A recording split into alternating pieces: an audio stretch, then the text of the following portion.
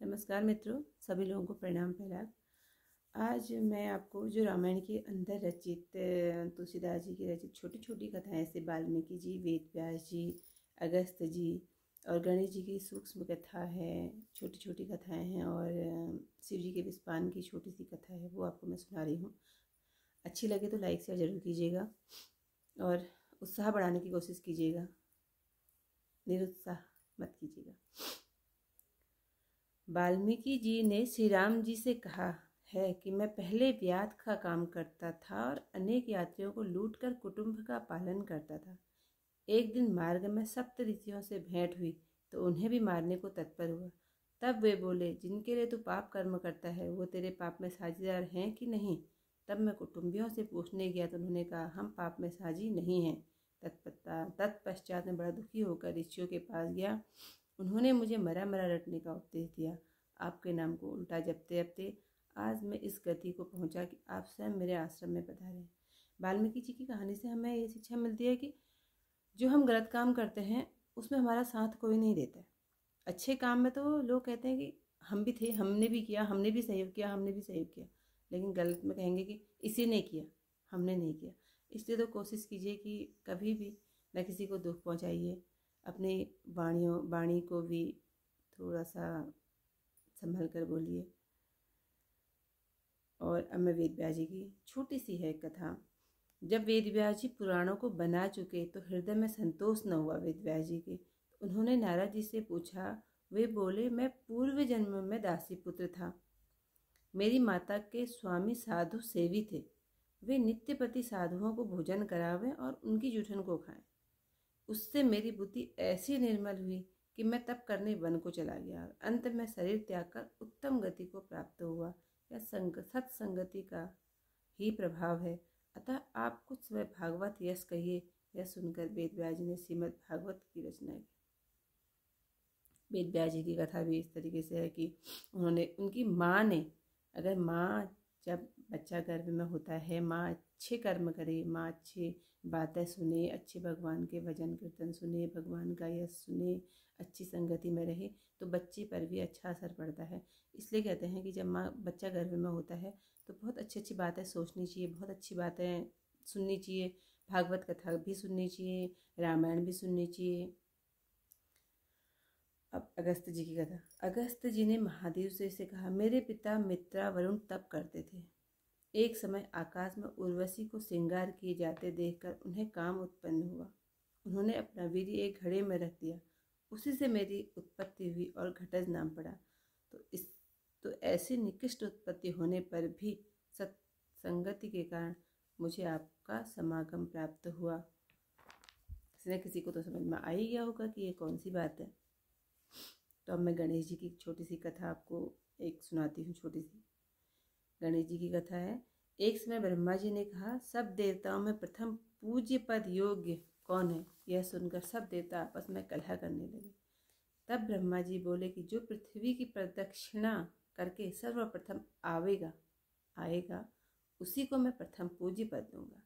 तो 100 देवता अपने अपने वाहनों पर चढ़कर दौड़े। गणेश जी मूषक वाहन होने से पीछे रह गए और शोकाकुल हुए।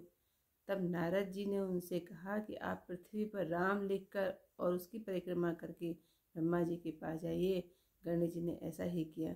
तब ब्रह्मा जी तथा अन्य सब देवताओं ने राम नाम की महिमा समझकर उन्हें प्रथम पूज्य पद दिया। और दूसरी कथा है कि महादेव जी ने अपने दोनों पुत्रों से कहा, तुम में से जो पृथ्वी की परिक्रमा देखकर मेरे पास पहले आवेगा उसे मैं प्रथम पूज्य पद दूंगा। तब स्वामी कार्तिकेय मोर पर बैठकर आगे बढ़ गए और गणेश जी मूषक वाहन होने से पीछे रह गए।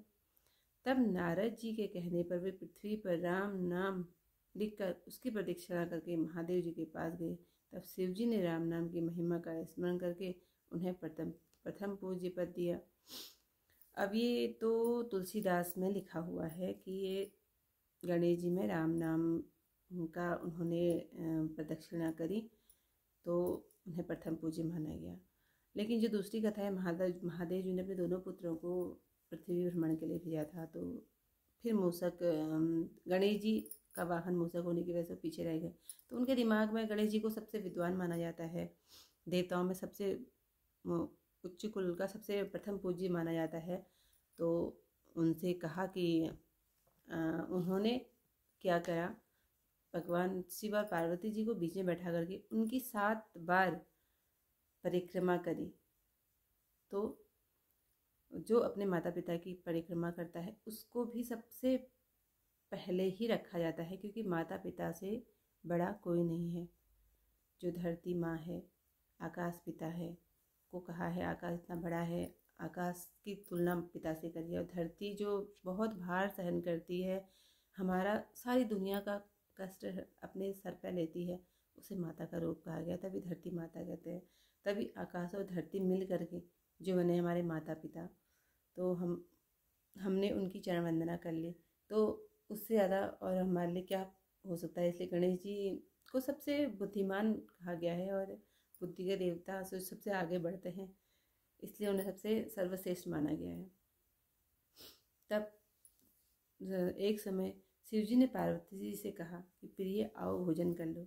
तब पार्वती जी बोली कि मैं विष्णु सहस्त्र नाम का पाठ करके प्रसाद पाती हूँ, तो सो अभी पाठ नहीं किया है। तब महादेव जी बोले, हे पार्वती, श्री राम एक यही नाम सहस्त्र नाम के तुल्य है, अतः तुम एक बार राम नाम उच्चारण करके आकर भोजन कर लो। पार्वती ने वैसा ही किया।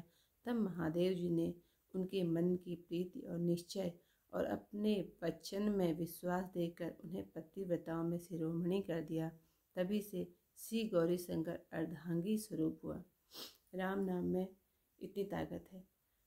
जब सिर्फ राम नाम में इतनी ताकत है तो रामायण को पढ़ के सुन के तो एक अद्भुत शक्ति तो मिलती है। एक हमारे मन से जो नकारात्मक हमारे विचार होते हैं, नेगेटिव जो वाइब्स होती हैं, वो चली जाती है। तो पॉजिटिव वाइब्स आते हैं कि हाँ हम अच्छा करेंगे, हम किसी के लिए अच्छा बोलेंगे। यही करने को मन करता है कि हम एक अच्छा ही शब्दों का उच्चारण करेंगे और अच्छा ही बोलेंगे किसी के प्रति। तो इसलिए राम नाम में बहुत ताकत है। अब शिव जी के विषपान की कथा मैं आपको सुनाती हूँ कि जब अमृत मंथन के समय जब समुद्र से 14वां रत्न काला कूट अर्थात हलाहल विष निकला, जो उसकी ज्वाला से तीनों लोग जलने लगे, तब देवताओं ने व्याकुल होकर शिव जी का स्मरण किया और उनसे बोले कि महाराज इससे बचाइए, नहीं तो यह त्रिलोक को भस्म कर देगा। तब महादेव जी ने विचार कर श्री राम शब्द का उच्चारण करके उसे पान करके अपने कंठ में धारण किया। इसी नाम के प्रभाव से विष ने अमृत के समान फल दिया और तभी से शिव जी का नाम नीलकंठ हुआ। ये छोटी छोटी कथाएं हैं जो रामायण में हैं, शिव जी की, गणेश जी की। तो ये छोटी छोटी कथाएं भी हमें बहुत प्रेरित करती हैं कि हम सुने। बीच बीच में कथाएं हैं, मैं आपको सुनाऊंगी भी, और आप मुझे प्रेरित कीजिएगा, ज़रूर लाइक शेयर ज़रूर कीजिएगा। धन्यवाद।